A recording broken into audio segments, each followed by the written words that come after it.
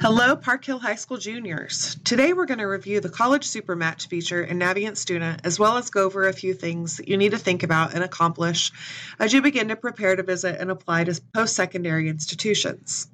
This is very important information, so please give us your undivided attention. Homeroom teachers, please pause the video as needed to help keep your students on track and on task.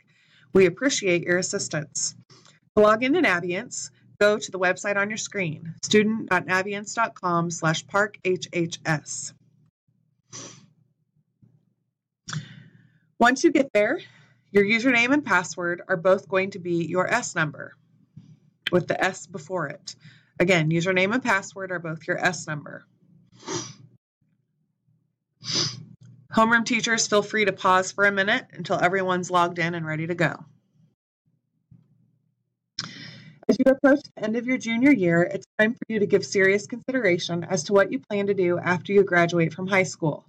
Many of you will attend a 2- or 4-year university, some will attend vocational or technical centers, and some will choose the military. No matter the route you take, it's important for you to research all of the options that you have to make the best decision for yourself. Over the next year, you'll be using Navient Student quite a bit to update your resume, indicate that you've submitted college applications, research colleges and scholarships, and request transcripts be sent to the colleges you're applying to. Our first task today is to review the College Supermatch feature. We previously showed you this in the fall, but we wanted to review it again. Click on the Colleges tab at the top list of links. Then click on Find Your Fit, then the Supermatch link. Once you've clicked on this, you will have different search categories that come up at the top of your screen. So you can go through each of those links and choose the categories that you want to select. So I've already gone through and selected that I want schools in Missouri that have a bachelor's degree in accounting that cost less than $15,000 per year for tuition and fees. And so there's a list that comes up at the bottom of schools that meet that criteria. Some of them are 100%, and then the further down you get, the less they meet the criteria. So I'm interested in learning more about the University of Central Missouri, so I'm going to click on that, and it's going to pop open a new tab that's going to give me some more information about UCM. So it's got different tabs and provide you with lots of different information about that.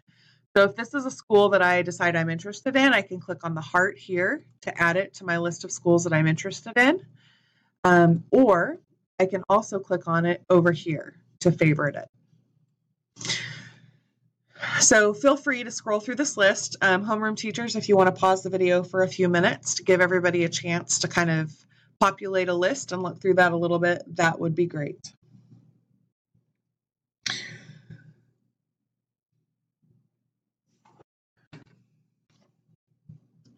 To see the colleges that you've added to your list, you can click on colleges I'm thinking about, and then they will pop up on a list right here. You can also add colleges to your list directly from here. So if you know that you are interested in the University of Missouri in St. Louis, you can click on Add Colleges to this list. We can look up by keyword.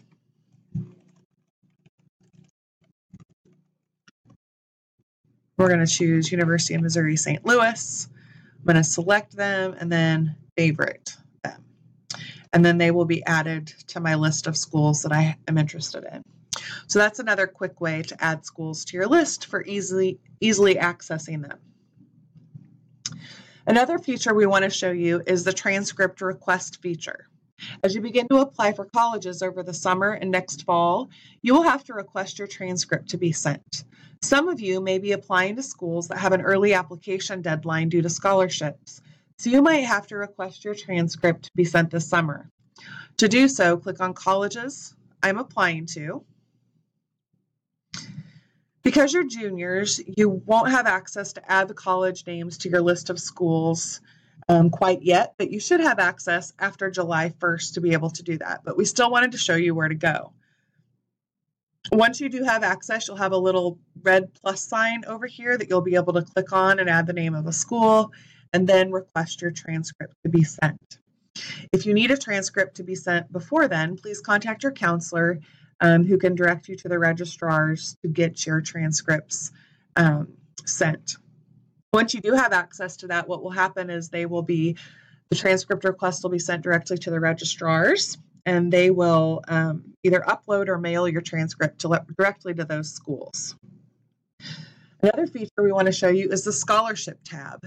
If you click on scholarships and money, or colleges, scholarships and money, and then scholarship list. This is a list of scholarships that come through the building.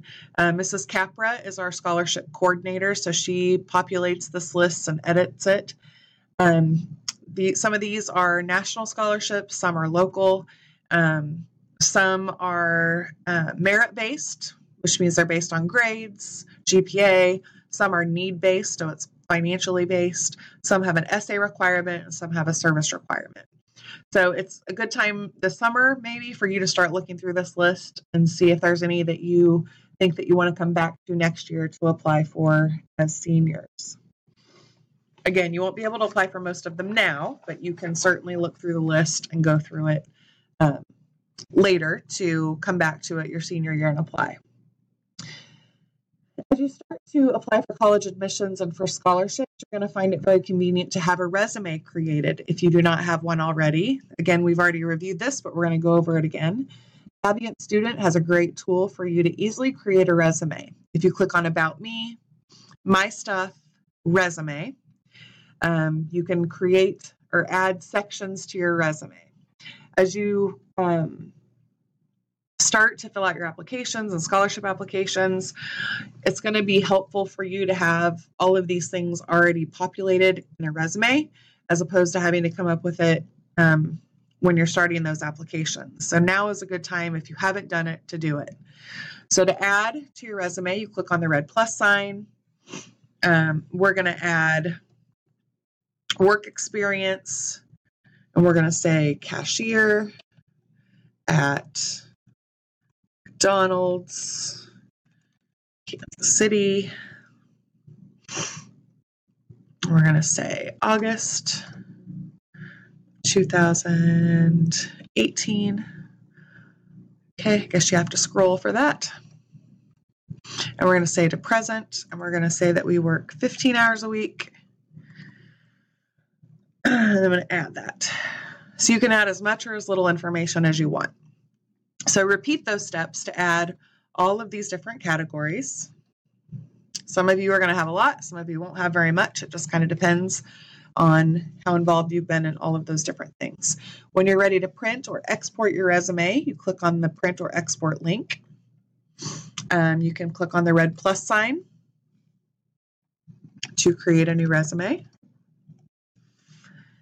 You can preview the different templates to decide which one you want to use. We're just going to use the first one. And then we want to choose which activities we want to include on the resume. I'm going to do all of them. I'm going to save it. And then you can download it as a PDF. You can edit it or delete it if you need to do that. So this is a great tool. It's very easy for you to create your resume here. So we definitely encourage you to do that. If your plan is to go to college after you graduate, the spring is an excellent time for you to start thinking about taking a college visit to the colleges you're interested in if you haven't done so already. Many colleges and universities have junior days in the spring that are designed specifically for high school juniors. Please direct your attention to the screen, and I'm going to show you an example of one. So K-State, if you go to ksu.edu, you don't have to go there, just watch the screen. Under their admissions page, they have a link for visits. And a lot of schools will have a junior visit day in the spring where you're there with all high school juniors. It's a great way for you to be immersed on campus with other kids that are interested in that same school. So for K-State, for example, we're going to look at their Manhattan campus. We're going to look at events, because those are typically a special event, high school students, and we're going to look at junior days. So you can see they have several different options for dates. You can register right here on their website. There's a cost involved for this particular one. And then it kind of goes through the schedule of what's going to happen that day. So again, these are a great way for you to get on campus and be with other juniors that are interested in that school. They also have, K-State anyways, has one that's Also in the Kansas City area under Just for Juniors, there's one at the end of March that's specifically for Kansas City area students. You can also set up a personalized visit, which is usually a smaller visit. So there's probably like 10 or less kids, and those are usually free. And these are also things you can set up right on the website. So a great way for you to get immersed on campus is to go on a visit. So definitely look into those if that's something that you're interested in. If you have any questions about setting up a visit, definitely come to the counseling office and your counselor can help you find that information on their websites. Please also remember that many college reps come to Park Hill during the school year for visits. So if you are in Naviance, you can click on the home page of Naviance under What's New, shows all the visits that are coming up to Park Hill. If you click on More Info, you can register right there to come to the visits. So that's a great way for you to meet for about 30 minutes with the reps. A great way for you to get their contact information. That way, if you have questions, they're easily accessible for you.